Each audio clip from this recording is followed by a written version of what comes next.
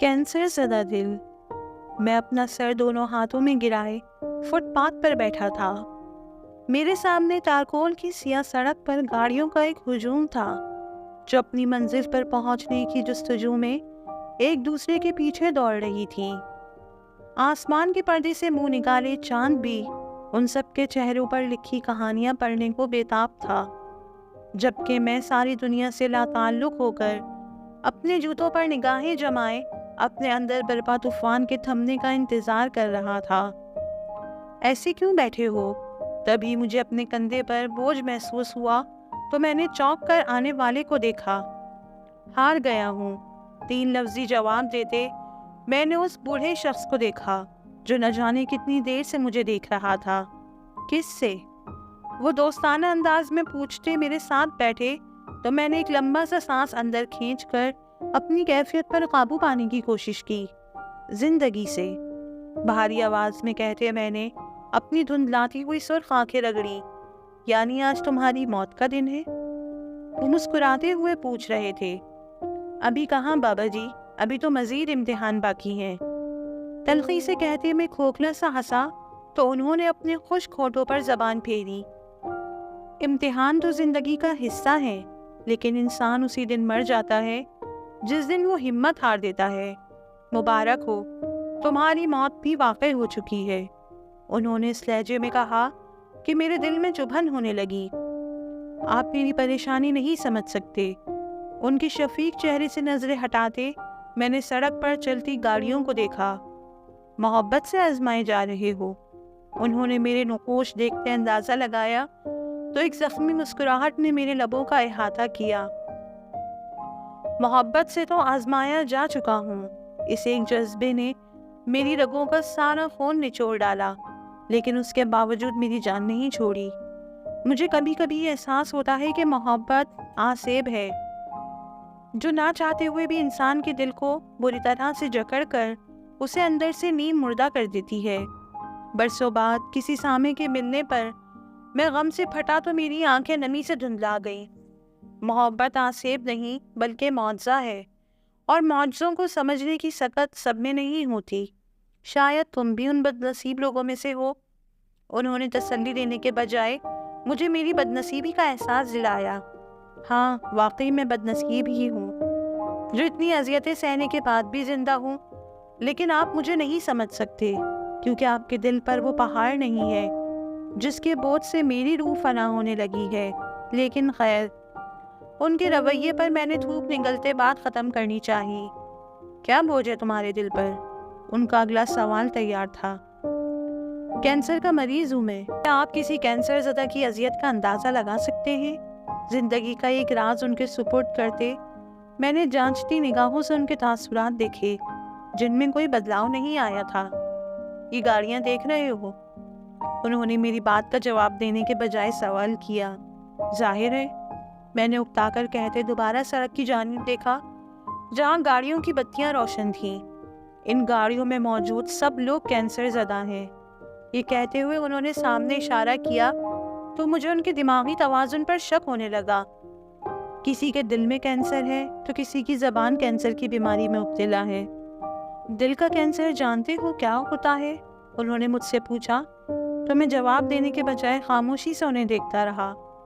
دل کی رنجشیں اور تلخیاں دل کا کینسر ہے۔ بدن کینسر زدہ نام بھی ہو تو دل کینسر کے جراثیم سے آلودہ ہو جاتے ہیں۔ بس اپنے دل کو اس کی بیماری سے بچاؤ، باقی سب تو چلتا رہتا ہے۔ انہوں نے میری کمر پر تھپکی دی تو میں طنزیہ مسکرایا۔ فلسفہ اچھا بول لیتے ہیں آپ، لیکن آپ نے ان سب کے خوش چہرے نہیں دیکھے کہ سب میری طرح ہر دوسرے دن اسپتال کی دیواروں سے باتیں نہیں کرتے۔ ان کے دل میں کینسر ہے یا نہیں، لیکن ہر روز انہیں درد برداشت نہیں کرنا پڑتا۔ میں نے تلخی سے کہا، تمہیں کیا معلوم کہ کون کس حالت میں ہے؟ کیا تم ان کے چہروں سے ان کے دلوں کا حال معلوم کر سکتے ہو؟ اس سڑک پر ہزاروں لوگ سفر کرتے ہیں اور سب کی اپنی تکالیف ہیں۔ کوئی یہاں سڑک پر سفر کے دوران رک کر بیٹھ نہیں جاتا، بلکہ ہر حال میں چلتا رہتا ہے۔ زندگی بھی ایک شاہراہ کی طرح ہے جس میں سفر کے دوران بہت سی آزمائشیں آئیں گی، لیکن ہمیں ان سے ہار کر سڑک کے درمیان نہیں بیٹھ جانا، ورنہ یہ بھیڑ اپنے قدموں تلے کچل کر آگے بڑھ جائے گی۔ میں جانتا ہوں کہ تم انتہائی تکلیف میں ہو، لیکن تمہارا چہرہ تمہارے دل کا ترجمان نہیں ہونا چاہیے۔ اب کی بار انہوں نے لہجے میں محبت اور نرمی لیے کہا، جبکہ میں ان کی خوبصورت باتیں غور سے سن رہا تھا۔ کیا مطلب؟ ان کی آخری بات پر میں نے اپنا غم بلاتے پوچھا۔ تمہارے دل کے دکھ تمہارے چہرے پر نہیں آنے چاہیے، اور یوں فٹ پاتھ پر بیٹھنے سے کوئی مسئلہ حل نہیں ہوتا۔ اس لیے گاڑی لو اور زندگی کے سفر پر روانہ ہو جاؤ۔ یہ دل ایک ہی ہے نا بچے، کتنا بوجھ ڈالو گے اس پر؟ یہ تھک جائے گا، روئے گا، گڑ گڑائے گا، اور اس کی سسکیاں تمہیں اذیت دیں گی۔ اس لیے اپنی بیماری کو بھول کر زندگی سے آخری حد تک لطف اندوز ہو۔ کیا تم نے سنا نہیں کہ ہم سب نے ایک دن مر جانا ہے؟ تو پھر اس دن سے پہلے خود کو مت مارو۔ انہوں نے شفقت کا مظاہرہ کرتے مجھے سمجھایا، تو میرے بے قرار دل کو کچھ سکون ملا۔ یہ سینے میں جو دل دھڑک رہا ہے نا، بس اسے زندہ رہنے دو۔ محبت تمہارے دل پر غم کی تہ لگا چکی تھی، جس پر اس بیماری نے اذیت کے بت کھڑے کر دیے۔ تمہیں ان بتوں کو توڑنا ہوگا، تمہیں غموں کو پوجنے سے خود کو روکنا ہوگا۔ وہ مزید بھی کچھ کہہ رہے تھے۔ غموں کو کون پوچھتا ہے بابا جی؟ مجھے ان کی بات سمجھ نہیں آئی تھی۔ انسان غموں کو ہی تو سب سے زیادہ پوچھتا ہے۔ اپنی زندگی کا زیادہ تر حصہ اپنے غموں کو سوچنے میں گزار دیتا ہے، انہیں دل میں پالے رکھتا ہے، ہر روز ان پر آنسوؤں کے ہار چڑھاتا ہے۔ لیکن ابھی شاید تم یہ باتیں نہ سمجھ سکو۔ وقت گزرنے کے ساتھ تمہیں احساس ہوگا کہ تم نے ان چیزوں کی پریشانی میں اپنے دل کو ہلاک کر لیا جو تمہارے آنسوؤں کے قابل بھی نہ تھیں۔ وہ بات مکمل کر کے کھڑے ہوئے تو میں بھی ان کے ساتھ ہی کھڑا ہو گیا۔ کچھ لوگوں کے دل عین جوانی میں بوڑھے ہو جاتے ہیں، اور یہ ان کی سب سے بڑی ناکامی ہوتی ہے۔ مجھے امید ہے تم خود کو ان ناکام لوگوں میں شامل نہیں کرو گے۔ وہ مسکرا کر کہتے میرے گلے لگے تو میں نے اپنے تمام آنسو ان کے مضبوط کاندھوں میں جذب کر دیے۔ بہت شکریہ۔ آنسوؤں سے تناکے لیے میں بھرائی ہوئی آواز میں فقط اتنا ہی کہہ سکا۔